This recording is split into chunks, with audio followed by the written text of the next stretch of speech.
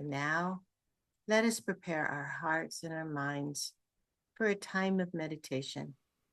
I invite you to find a comfortable position in your seats. Close your eyes if you wish, and take a few deep breaths. Let go of any distractions or worries that may be on your mind.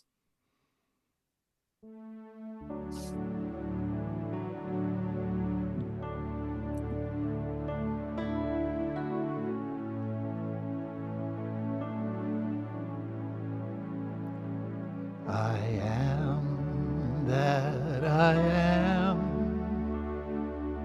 has sent me to this now moment. Here I am.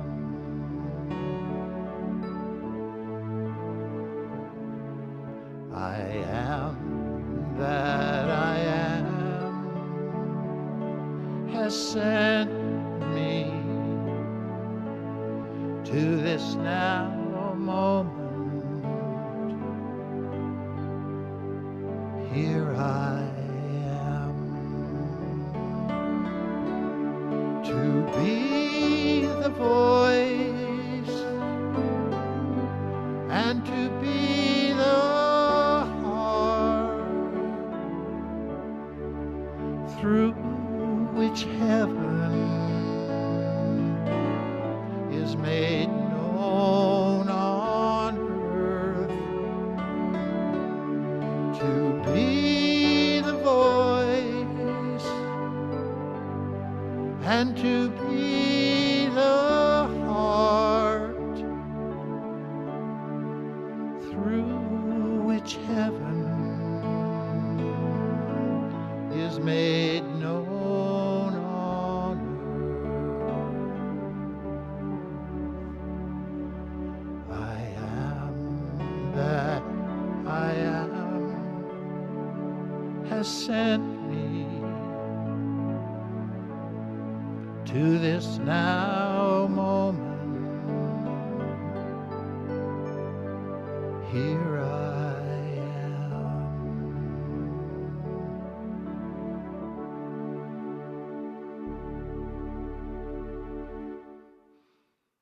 Taking in a deep breath now and holding it for a moment.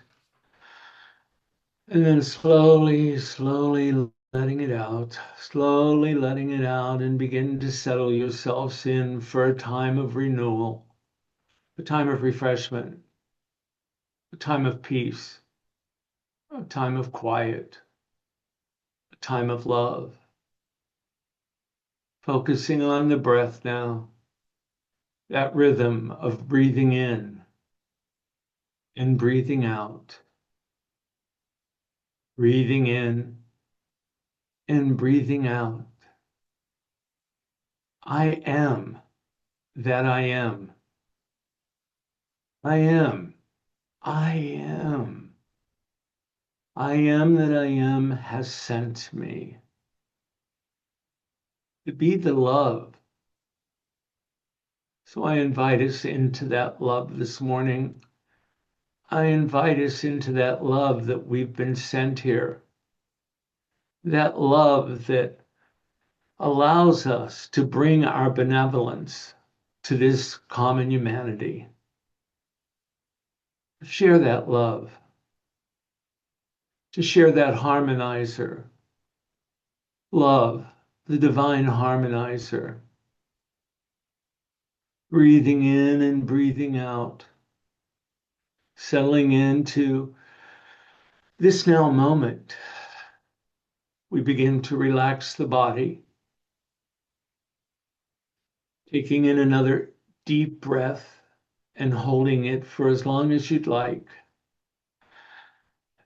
And then slowly exhaling. And as you exhale, allow the shoulders to drop and allow the belly to drop and allow the buttocks to sink into your seat and begin to focus on that rhythmic breath again. That breath, breathing in and breathing out. The centering breath, the breath that brings balance, the breath that brings a pause, a pause, a pause to move from wherever we are, to take a breath and to call forth that love that we truly are, that I am, that I am, to bring and share that love in this common humanity, allowing the body to relax even more, breathing in and breathing out and relaxing the fingers and the toes, relaxing the legs and the arms, relaxing the neck, letting that neck relax and just move freely. Just really let go of it and just settle yourself into a place of relaxation, a place where you can let go of any tension, any stress in the body by breathing into it and thanking it and letting it go out into the universe, letting it go and allowing the entire body to settle into this now moment, to settle into this moment of I am, of love, and breathing in and breathing out. As the body settles down, we begin to settle into that place of awareness, that place of awareness of our common humanity, that place of common humanity where you and I are connected, that place of common humanity that brings us all together in this human experience, that place of common humanity where love is, where love is shared, where love grows, breathing in and breathing out, allowing the heart to open, calling on the heart to open, breathing into the heart to open. Love begins to flow out. Love begins to flow out into the community. Love begins to flow out into the world. Love begins to flow out into our common humanity. And that love is received as it comes back to us. The giving and the sharing of love between our common humanity. I invite you to feel that love, to invite that love into you, into your mind, into your body, into your spirit. Breathing in, breathing out, settling into a quiet time now, a time to be with that love, to be in the silence, to be in the silence with love in the silence.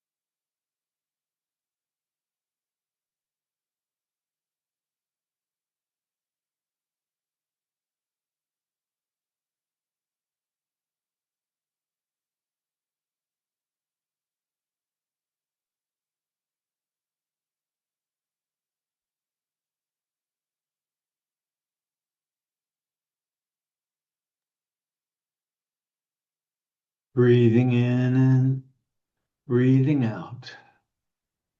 Breathing in and breathing out, and staying here for a moment. Staying here in the midst of love. Staying here in the midst of an awareness of our common humanity. Staying here in the midst of gratitude. Staying here in the knowing that as we move back into this now moment, we have that of always available to us. We have the love and the gratitude to share with each other and with common humanity. And in sharing that with common humanity, we know that no matter what's happening in this human experience, the one thing that we can always do is we can be kind. And so it is. Amen.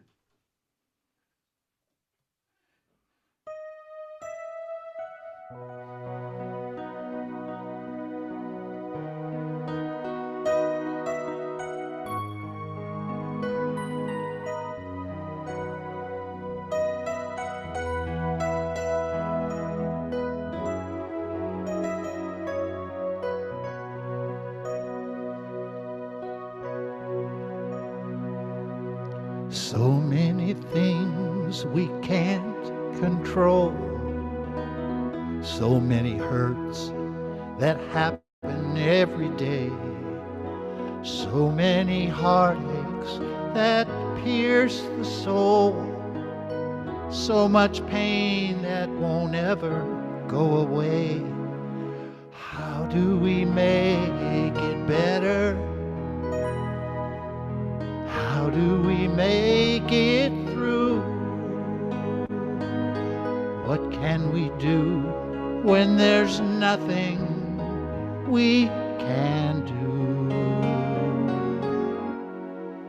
We can be kind. We can take care of each other. We can remember that deep down inside, we all need the same thing.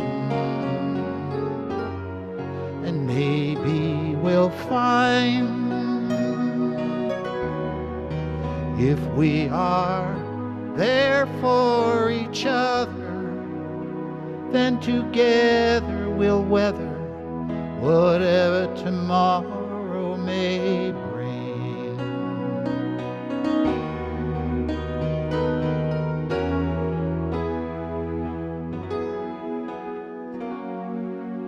Nobody really wants to fight. Nobody really wants to go to war. Everyone wants to make things right. So what are we always fighting for? Does anybody want to see it? Does anybody understand? The power to heal is right here in our hand. We can be kind. We can take care of each other. We can remember that deep down inside, we all need the same thing. And maybe we'll find, if we are there for each other, that together we'll weather whatever tomorrow may bring. And it's not enough to talk about it, not enough to sing a song. We must walk the walk together, you and I, do or die. We've got to try to get along. We can be kind.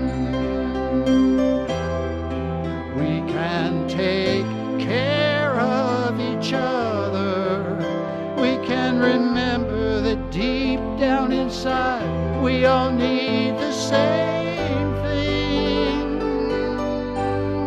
And maybe we'll find, if we are there for each other, that together we'll weather whatever tomorrow may bring.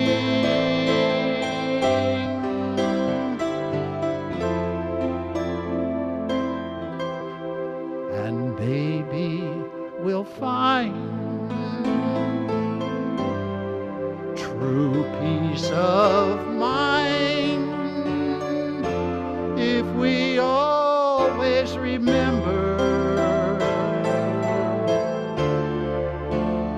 we can be kind.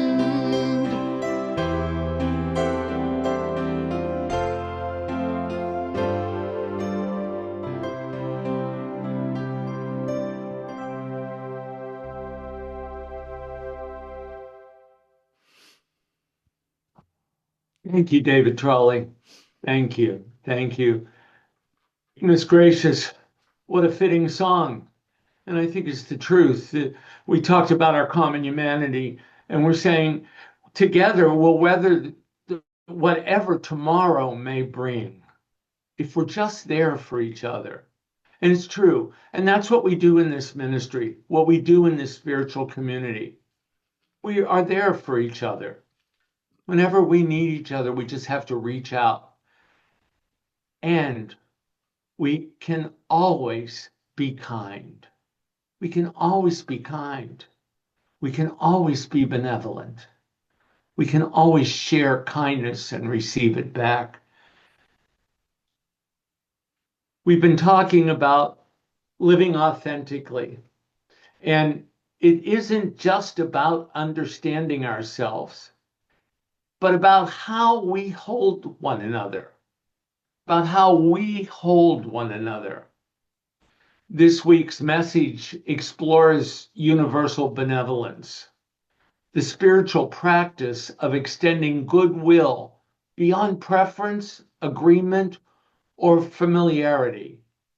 The spiritual practice of extending ourselves, of extending our kindness, extending our love beyond what we prefer to extend it to, beyond those that we agree with, and beyond those that are familiar to us or live familiar lives to us.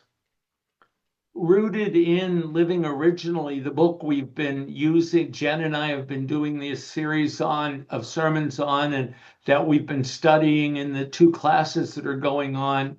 But it's rooted, benevolence is rooted in Living Originally, and also in our annual theme, Living Authentically. Benevolence invites us to expand the circle of compassion and recognize our shared humanity. Benevolence transforms not only our relationships with others, but also our relationship with ourselves, and how choosing compassion becomes a powerful act of authentic living in an increasingly divided world.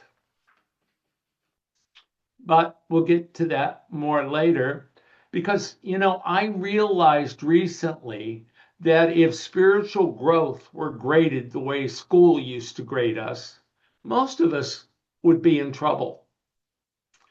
Because on paper, I don't know about you, but on paper, me and I bet most of you, we sound amazing, don't we? We meditate, we pray, we read spiritual books. Some of us even underline things in those books, which feels very advanced to me. But then life happens. Someone cuts us off in traffic. Someone posts something online. Someone replies to our email with that tone. And suddenly, all that enlightenment we thought we had gone, gone. If God handed out spiritual report cards, mine would probably say, shows great potential, demonstrates kindness in controlled environments, needs improvement in real world conditions, especially around other people. Yeah, especially around other people. I look good on paper, but I'm human, you know. I have my moments. 1 minute I'm one way, and the next minute I'm interacting with somebody, and goodness gracious, I'm acting a different way. We operate in this human condition. We operate in this common humanity the very best we can. And what we have to do to live authentically is when we're realizing we're operating in a way that we don't operate in, and we say, let me move forward on that, that we don't beat ourselves up for not being 100%, not getting an A in spiritual practice, that we're kind to ourselves. We say, hey, you realized you can be kind, and we can be kind to each other. Well, just to bring us up to the benevolence topic, we are looking at this year of living authentically and transforming ourselves, allowing ourselves to transform, to moving into living authentically. And what does that mean? Transformation. Brahma tells us at the core of living originally is the idea that transformation is not about fixing flaws, but about remembering who we truly are, our original unconditioned self, rather than the constructed false self. About moving away from the ego, from the small self, realizing it, the false self, and moving towards that true self, to the divine that we are, moving from the day-to-day human experience into the divine spiritual being that we truly are. And so how do we move through that transformation? How do we begin to realize that we are making progress? How do we begin to do that shift to be more into our true self and leave that false self behind? Well, the first step, Reverend Jen talked about it in week 1 of our series, self-awareness. We practice self-awareness. We become more aware of how we're operating, who we are, how we are in this human experience. Radical self-awareness is not introspection or analysis. It is clear, spacious awareness of thoughts, emotions, and behaviors as they arise. It's allowing ourselves to be clear and open when we catch ourselves. I'm not being the way I want to be in this human experience. I'm operating from the self that I don't want to be. I'm not being kind. And it's that realization and accepting it and bringing it into us rather than trying to hide it. That is the practice of self-awareness. And then once we're self-aware, I spoke about 2 or 3 weeks ago about radical self-awareness, about not being introspective or analyzing, but that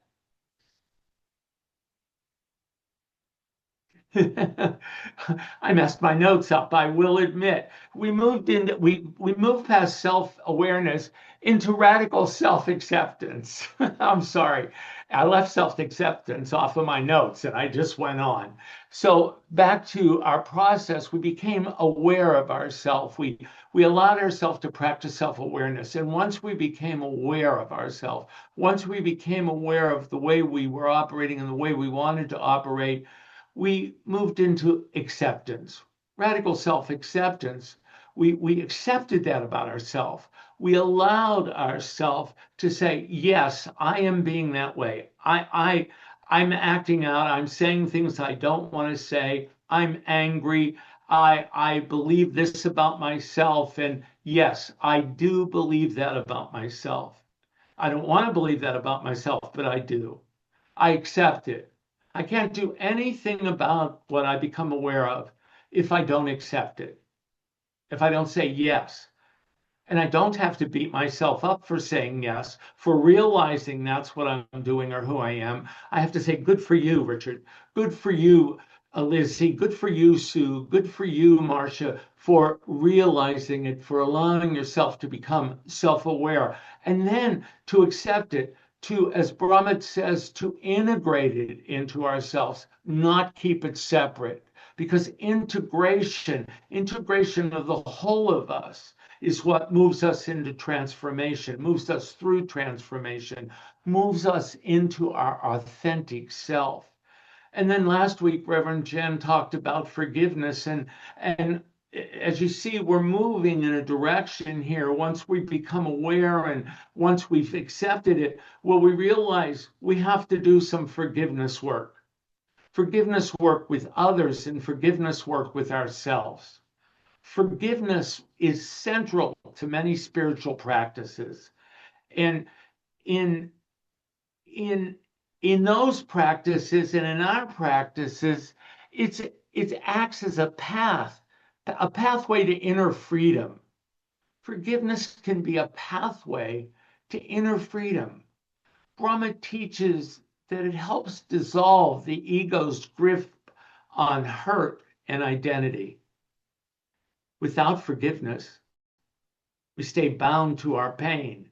We stay bound to our pain stories. We stay bound to those pain stories. Think about that for a moment.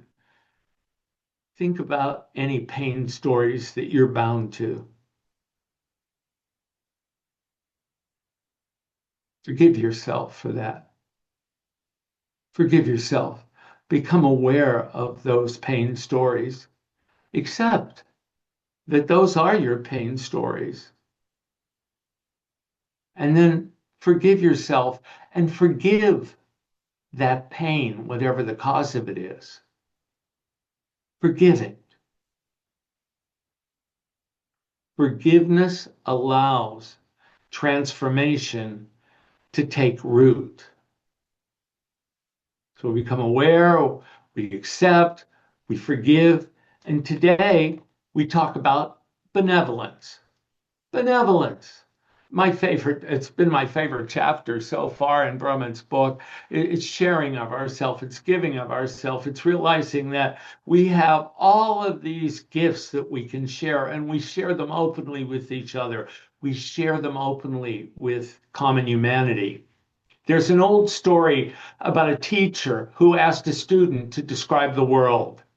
The student talked about difficult people, constant conflict, and how exhausting life felt. The teacher listened quietly and then invited the student to stand and look out the window. "What do you see?" the teacher asked. The student pointed out strangers passing by, a person arguing on the phone, someone rushing, someone looking tired. Then the teacher asked the student to turn and look into a mirror hanging nearby. "What do you see now?" the teacher said to the student.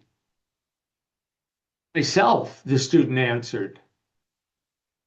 The teacher said, "The window and the mirror are made of the same glass. The difference is the silver backing."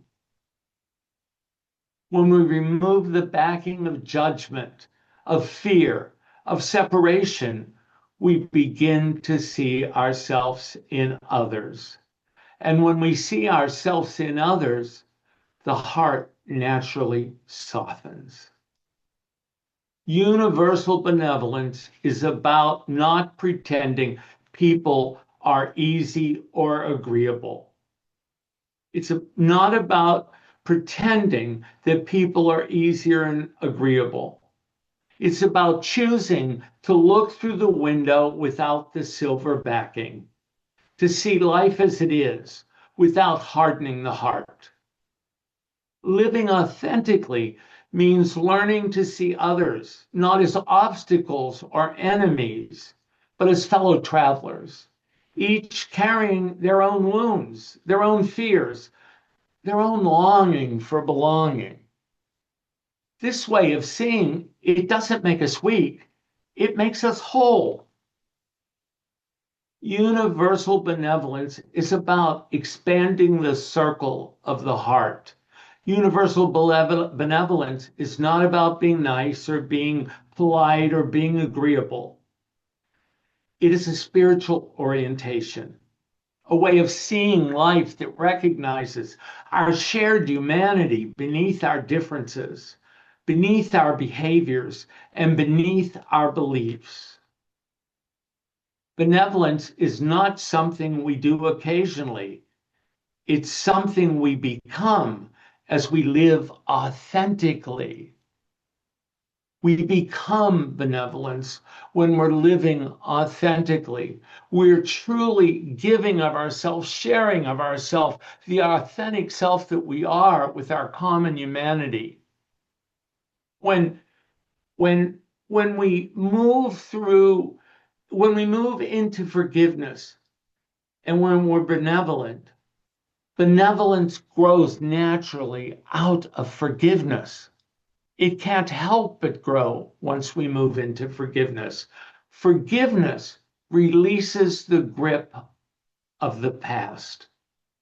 Benevolence opens the heart toward the present. Forgiveness releases the grip of the past, and benevolence opens the heart of the present. When resentment loses, compassion has room to breathe. Universal benevolence doesn't mean approving of harmful behavior. It does not mean abandoning boundaries. Let me say that one again. Universal benevolence does not mean abandoning boundaries. It does not mean ignoring injustice. It means refusing to reduce others, refusing to reduce ourselves to our worst moments. Benevolence then sees beneath the behavior. It recognizes the fear that is longing. It recognizes that beneath anger is pain. It recognizes that beneath defensiveness is a desire for safety and belonging. It does not excuse behavior, but it changes how we hold one another.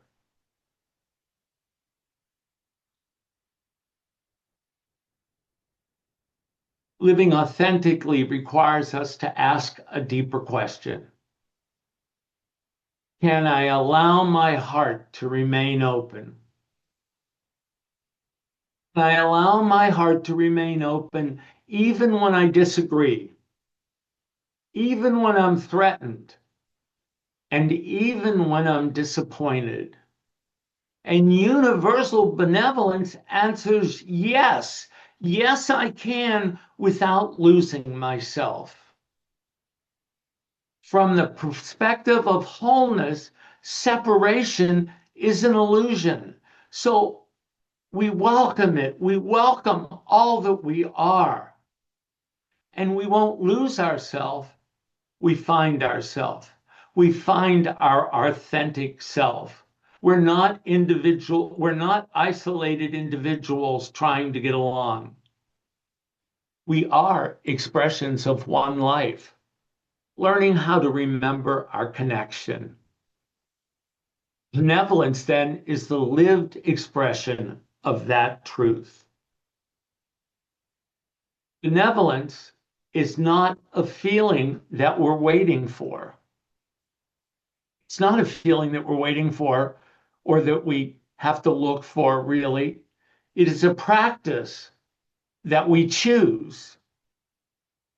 It is the willingness to extend goodwill even when it does not come naturally, especially when it does not come naturally. In the opening prayer, I mentioned gratitude for the people of Minnesota, for the people of Minneapolis. They were willing to stand peacefully. They were willing to be benevolent in a time when it wasn't coming naturally. It wasn't natural in our human condition to be benevolent then. We were angry. We were in fear. But those people practice benevolence. And that's truly what the practice is about. It becomes a part of you. Benevolence becomes a part of you. And here's the paradox.